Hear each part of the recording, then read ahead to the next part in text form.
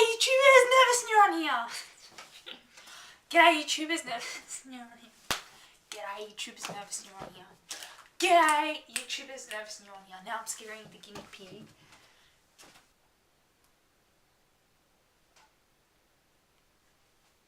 G'day YouTubers, nervous neuron here. You want me to be quiet? Okay.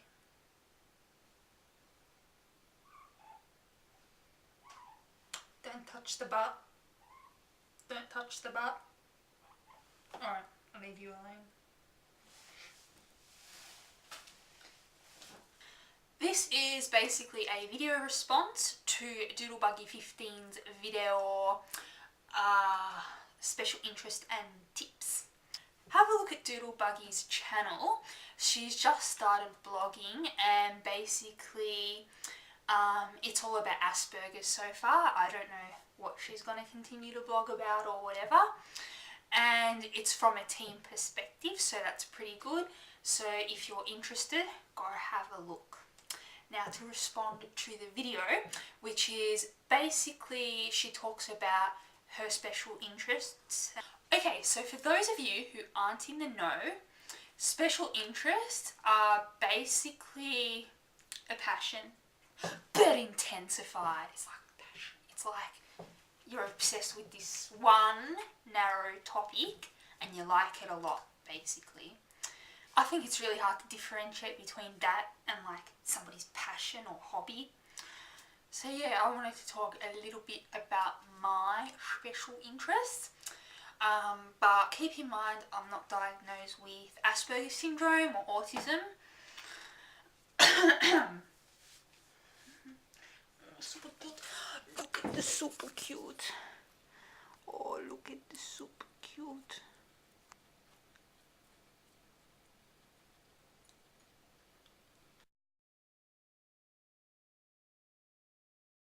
For some time I've been meaning to make a video about the history of my obsessions, basically what I've been interested in, from rabbits to of course neuroscience to ecstasy, just like the evolution of my interest. But I'll do that later when I can be bothered, because of course I want to show off every little thing that I like made and did to do with each special interest. Actually, back at home I've got a shelf filled with things that each remind me of a special interest. Like, for example, I've got a syringe to remind me of drugs, and I've got coal to remind me of electricity. Yeah.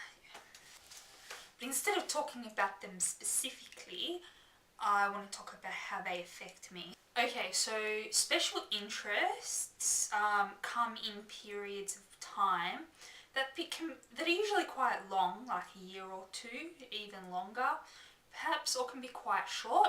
And they can also run in parallel, so I can be obsessed with one main topic, but something else as well. I've sometimes called it the phase word, and that's because when I hear the name of the topic, I get really excited about it. Usually, you know, I hear it but don't expect it. One example of this is I was obsessed with MDMA, and I was out with some friends doing some karaoke and the song Empire State of Mind came on. I never heard that song before and I was like, oh, this is pretty boring. But then at 3 minutes and 15 seconds into the song, Jay-Z says, MDMA got you feeling like a champion. I remember this quite specifically because at the time when that song was on, I was pretty tired and I was kind of like slumping back like this, like, yeah, kind of bored, and I don't like this song, I don't know, whatever. And something was MDMA and I was like,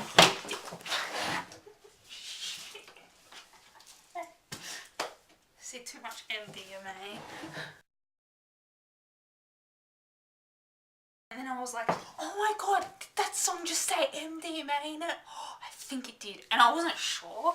So I was like frantically trying to Google up the lyrics, like, oh my god, did the song say MDMA? And when it's something like MDMA and I get excited about that, people don't know what's going on. They must be like, oh, she's gone. Also, another time we were doing like some neuroanatomy exam or something where you have to label the brain parts, and we were sitting in the lecture theatre and I had like some friends around me, and then they showed a slide which had the amygdala on it. This is when I was obsessed with the amygdala, but the amygdala wasn't the answer, but still I did some kind of like excited jump. I don't know, like it's that kind of like, oh cool kind of thing, and because of that all the people around me thought the answer was the amygdala because they knew about my obsession with it. It was pretty hard to hide in a kind of a neuroanatomy subject. It's like the amygdala. So basically the problem is that I get so overexcited. People call it overexcited about a seemingly boring or whatever thing. I mean, when it's something like drugs or MDMA, sometimes people can understand, but neurons was a really big one that started about 13, 14 years old in high school, and it was so weird to everybody. And I got picked on for it quite a bit. But the thing is, I didn't mind getting picked on for it if they said neuron in the picking on, because that was like the phase word. So, yeah. Like, I remember this one time, year 9, we were going to learn about the brain, and I was so excited. And the teacher started asking questions like, I don't know what they were, but one of them was like, I know what the answer was, but the question was something like, what are the chemical messengers that brain cells use to talk to each other or something? And I just yelled out, neurotransmitter, and everybody was in stitches laughing at me. So I think the teacher baited this, like he knew I was obsessed, and he like got this reaction or something. But after people were laughing, he got quite mad, like, well, at least she knows, or I don't know what he said, and they all shut up. I remember that.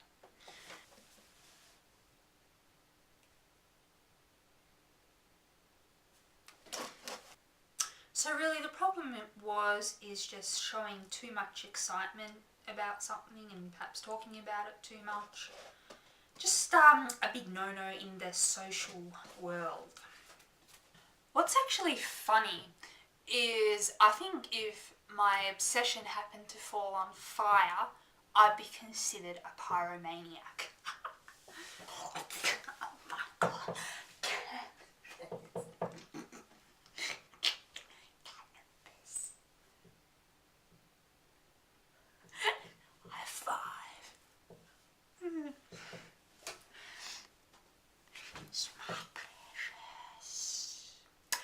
Straight to the pool room. You're that high just from touching the leaves? Must be good shit. Give me some of that. But yeah, sometimes it can get a little overwhelming, so to speak. So this is when I was just obsessed with drugs in general. And at the time, my dad had a caretaking business and I helped him in it. And at one of our clients' place, there was some flats with a druggie in it. Basically, he grew marijuana plants just outside the flat for everyone to see. And I was like, wow. And another person that lived there noticed my interest, and she's like, hey, I'll go introduce you to the person. So yeah, he told us about the marijuana, and but the whole time, like, they were just talking, I was like, my heart's just like boom, boom, I'm like getting so excited about this person talking about like marijuana and drugs and whatever. I was like, wow, so amazing. But I'm trying to keep it in, like I don't want to act like it's amazing, because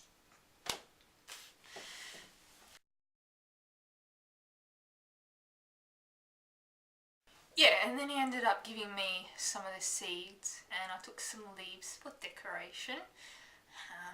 You can't get high off the leaves, it's off the flowers. Anyway. And yeah, driving home, I was so excited that like I couldn't control the pedals of the car. I'm like, oh goodness gracious, I'm gonna cause an accident over being excited about, whoa, I have drugs, this is so awesome. Okay, so that's enough examples that are absolutely hilarious to me because they involve the obsession, but absolutely boring to you. Pardon me. Okay, so let's talk about more the obsessions in general. Basically, how's an obsession different from a regular passion? I know. Just the reaction to the phase word, there's a special emotion to it. Basically just how I react to the actual word itself being said. I can tell there's something abnormal about it. Like, now I also tend to get kind of nervous or embarrassed using the phase word, which is strange. I'm obsessively thinking about it, the topic, a lot, and I always want to look it up and read more about it, but it's not just knowledge and facts on the topic that I want, like just general knowledge, but knowledge, kind of like, I want to know everything about it. Hard to explain, but say for example, when my obsession was like going back to ecstasy, not only do I have to look up MDMA on Wikipedia, all the Erowid experiences, look up every pro-drug and anti-drug site and read their section on MDMA. Of course, there is journal articles about MDMA, so the scientific research aspect of it. Also the cultural, like the I don't know, like I have to look up every song which mentions the word ecstasy in it. Any TV episodes about ecstasy, just anywhere where the word ecstasy is mentioned. I want to know all, or MDMA. That's how it works. And when the obsession's starting, I can't ecstasy. I couldn't actually type ecstasy, which was the phase word, into the Google it or whatever. I have to get it in a roundabout way, so I might type in MDMA, that wasn't like the phase word, it was ecstasy. For example, there is the Cliff Richard song called Wide for Sound, which says the word ecstatic in it. Then there is that Queen song, Don't Stop Me Now. It says ecstasy in it. Then there is that song by ATB, which is actually entitled Ecstasy. Then there is that song in Summer Heights High that's called Naughty Girl, and they say E, ecstasy a lot in it. And this one time in band camp, I said ecstasy.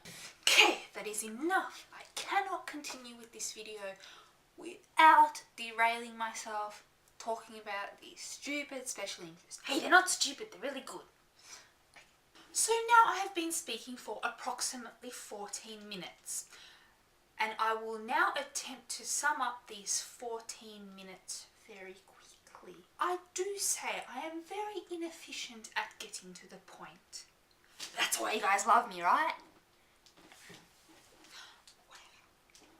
I have special interests for which I am compelled to know as much as humanly possible about this topic, and I'm compelled to think about it a lot because it feels good to do so. However, I experience some kind of anxiety, embarrassment, emotion when discussing the topic sometimes. It is hard to explain that. And there we go. I got away with saying the phase word just once in this entire video. It's very difficult seeing a psychologist with the current phase word in action. This may be compared to the neurotypical experience of an amphetamine hit while being forced to show a facade of soberness. Is that how you say facade, or is it facade? Appearance of soberness. So, a question for the audience, if you have made it this far. If you have Asperger's, tell us about your special interests. Here is your chance to blabber on all you like. Tell us about your emotional reaction to your special interest. Also, does anybody else have a special interest like mine? Is it an Asperger thing or an autistic thing? Or do neurotypicals have it as well? Once again, I have not been diagnosed with Asperger's syndrome, so I don't know where I fit on the spectrum. Thanks for asking. It's Nervous Neuron. Have a good day.